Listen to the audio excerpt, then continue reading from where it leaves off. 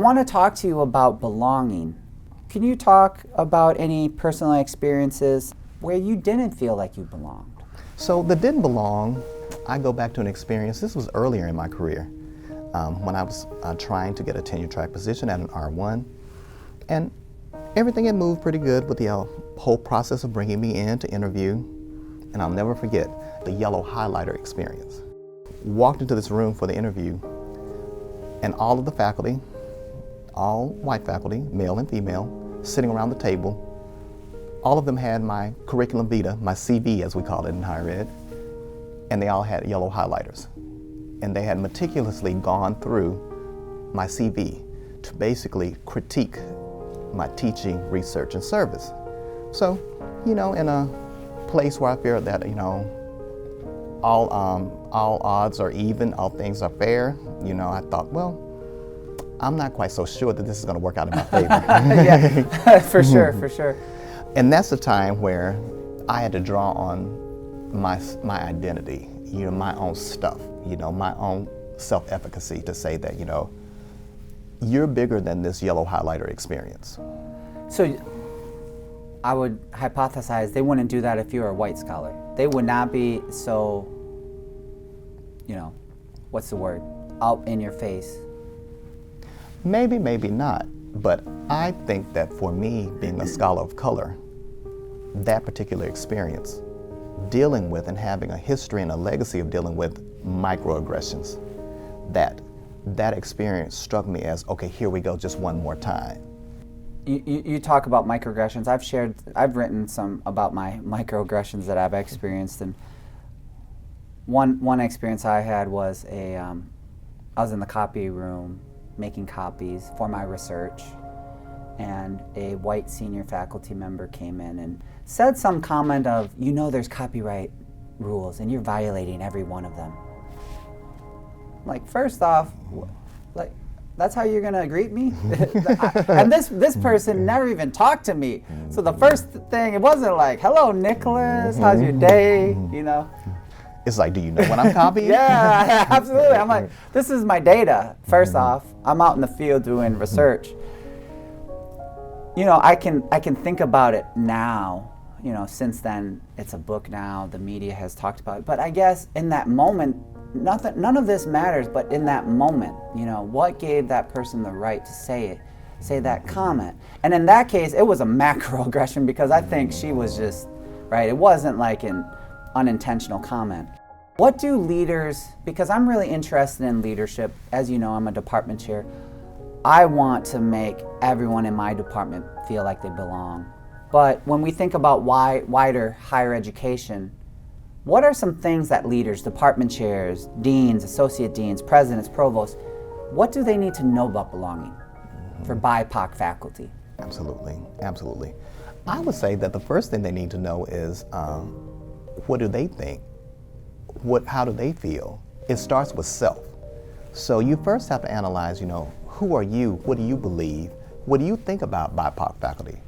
What are your experiences with diversity, equity, inclusion, and belonging and faculty of color?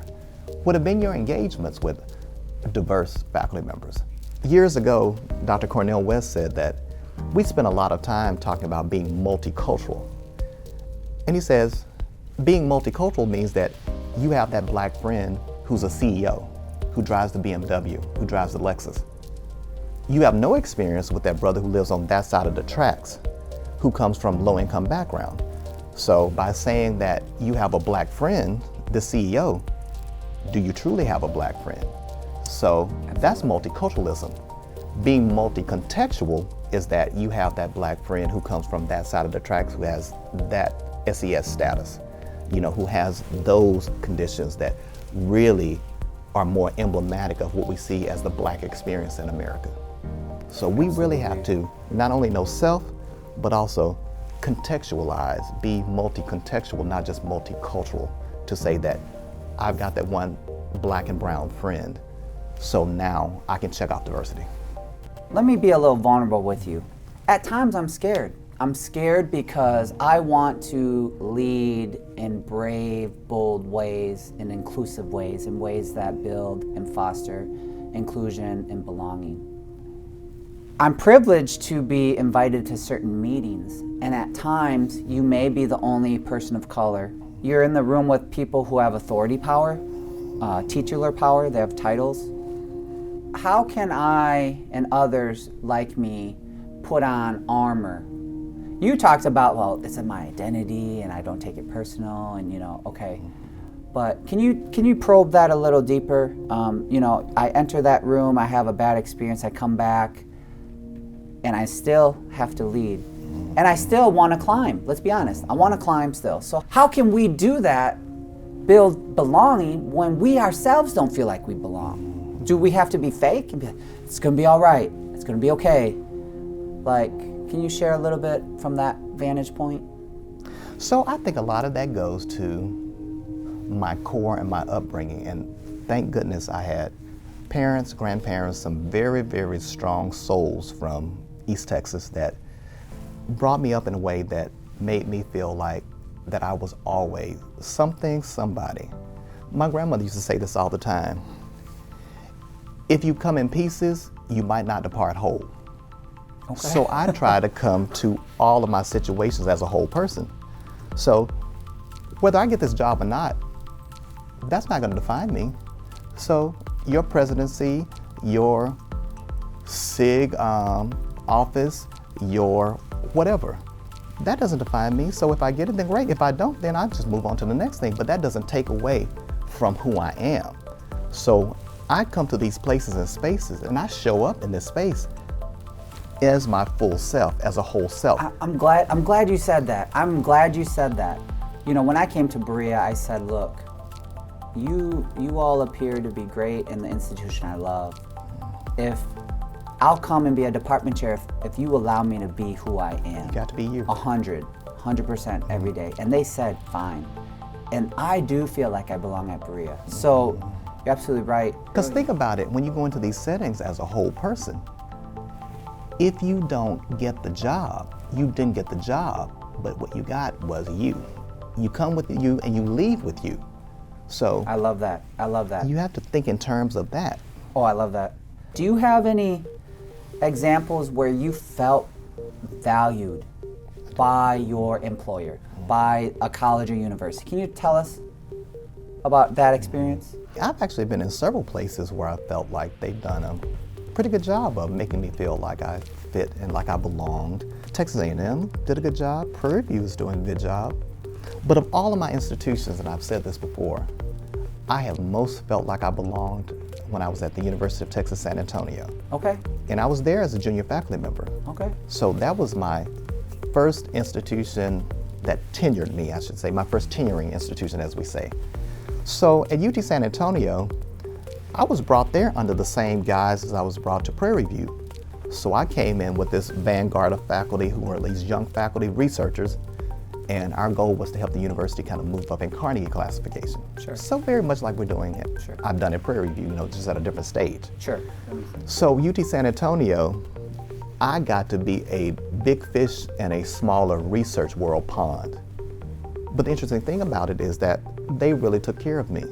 They made me feel like I was smart. They made me feel like I was valued.